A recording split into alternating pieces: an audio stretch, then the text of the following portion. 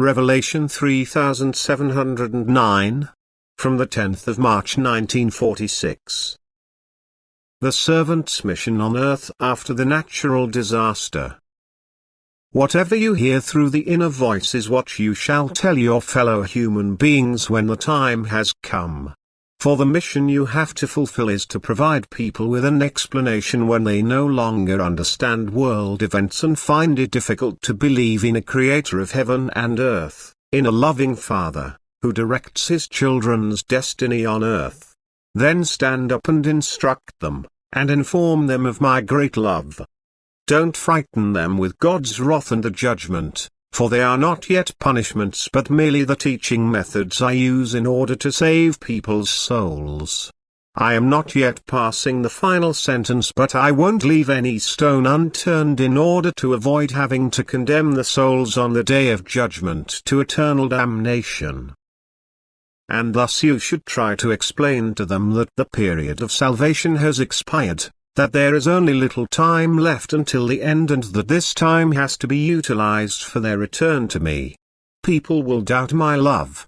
They will doubt my omnipotence when they see the immense misery on earth caused by peoples and, in the end, by my will, and anyone not of firm faith and informed as a result of his way of life will be in danger of falling away, that is, of abandoning me completely, if he does not receive clarification. Yet the magnitude of misery will also open their hearts and they will listen to you, and your words will not go unheeded.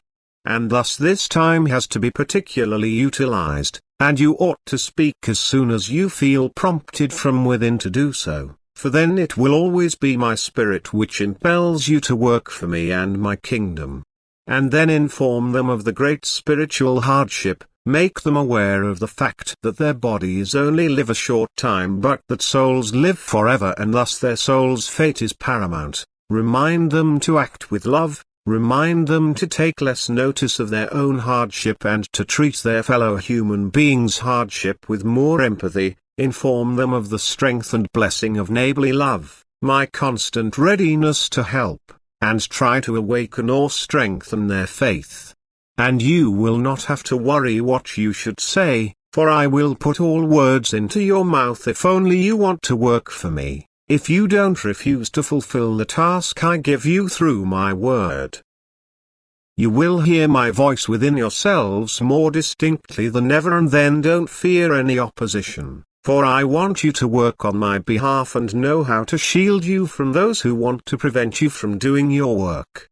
Speak without worry, and don't question whether your action corresponds to my will, for once the time for your activity comes I will take possession of you, and you shall follow me without resistance, that is, you shall do whatever your heart tells you to do.